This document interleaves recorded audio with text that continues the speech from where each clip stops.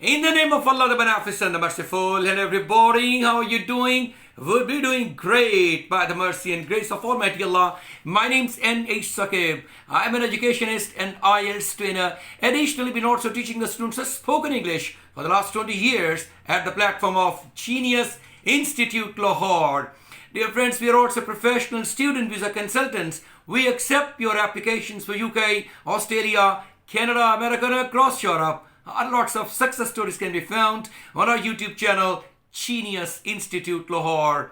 We are conducting online classes and offline, on-campus classes. If you are interested in any one of them, you can contact our number given in the description. My dear friends, we've started a series of lectures on IELTS Writing Task 1 for the academic version. Previously, I have given you very valuable lectures about the fundamental blocks and about, the first part, that's the introduction, in which you have learned the skill of paraphrasing. And then I told you something about overview, how significant overview can be written, a very comprehensive overview rather, should be written about 3-4 sentences, and how the main features, the fundamental trends should be shown in the particular overview part. And now, actually, after having completed it, we are on to the next stage, and that's the body paragraph. It should be 1 or 2. It's controversial. I would suggest you to write 2 body paragraphs instead of writing 1, because 2 are better than 1. In this way, you will be able to just justify and differentiate different details by making certain groups. I'm going to discuss all that stuff in details, so let's get started. Use the key features you have already selected for your overview, and you should choose them by simply adding accurate key details from the visual data given.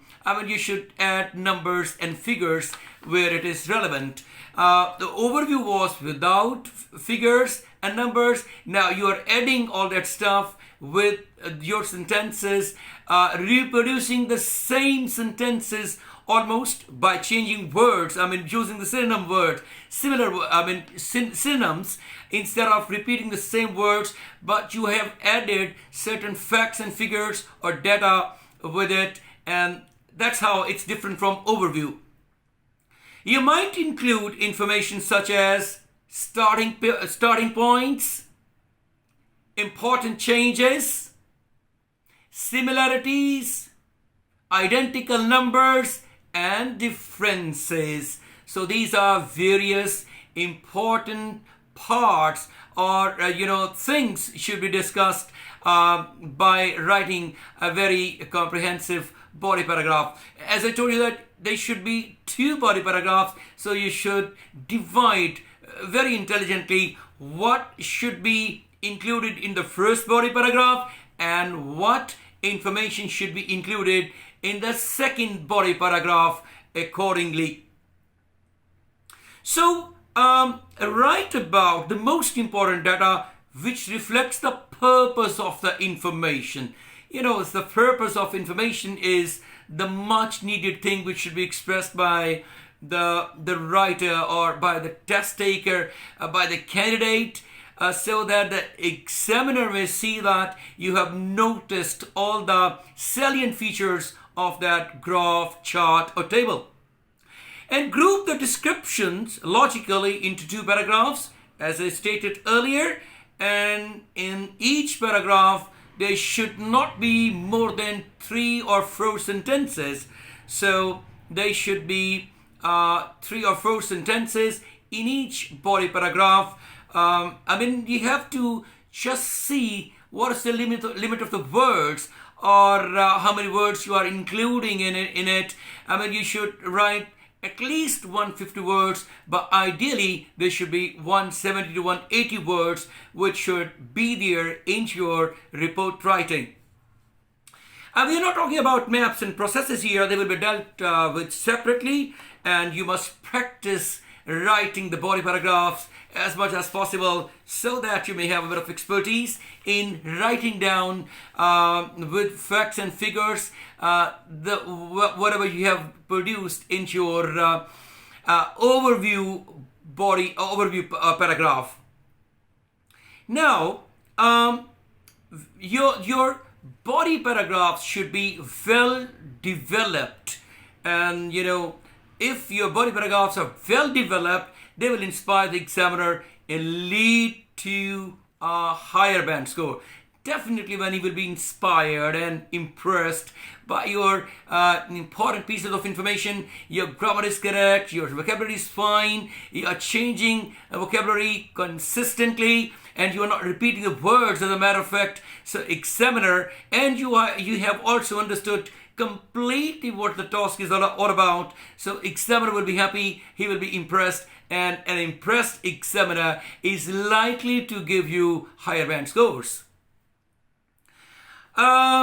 This task, for writing your body paragraph is comparatively simple, relatively simple, because you have to select the data and you have to produce it by making a sentence on the paper or on the computer, whatever you are appearing in. Is it whether it's a computer delivered exam or a paper based exam? So relatively it's a simple task, but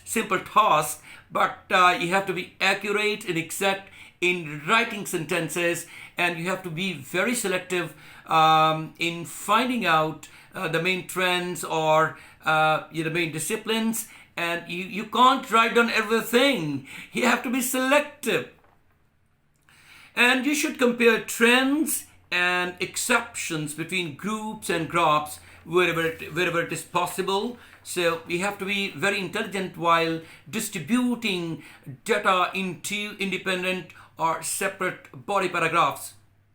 So grouping is important. Grouping data is important. Group all data of similar trends and group all data of different trends.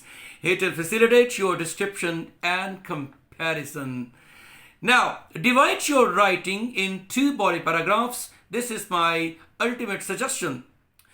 The one is introduction, the second one is overview, the third and fourth are 2 body paragraphs. There should not be any conclusion at all, because save your conclusion for your task 2.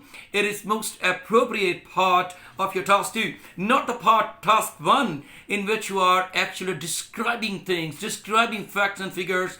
This is not your opinion which you can give a conclusion about your opinion. This is really a description where facts and figures only be reproduced. Now, for body paragraphs, you should be very much conscious about describing the trends.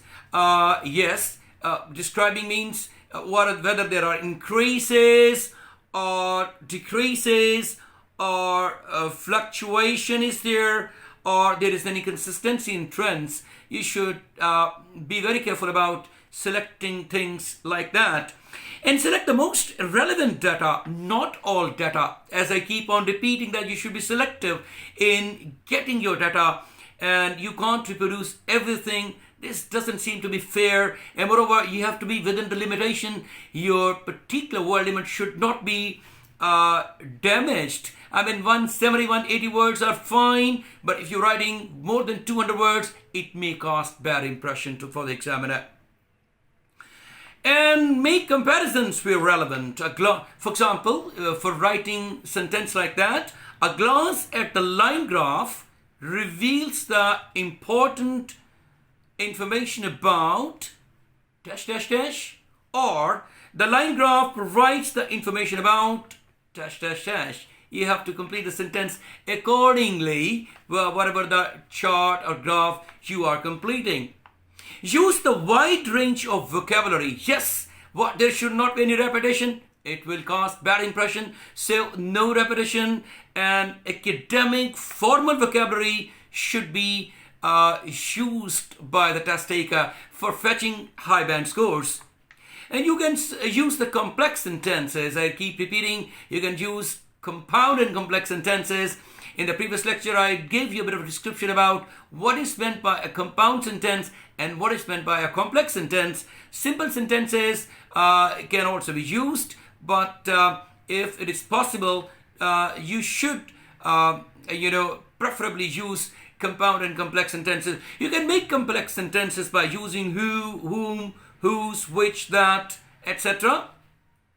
And you should also use connectors. For example, for adding information, you can use firstly, secondly, thirdly, etc. And for showing contrast, you can use in spite of, despite, although, however. But these words should be used very intelligently. There should not be any mistake in using these words. So it's better to practice these sentences before appearing in the examination.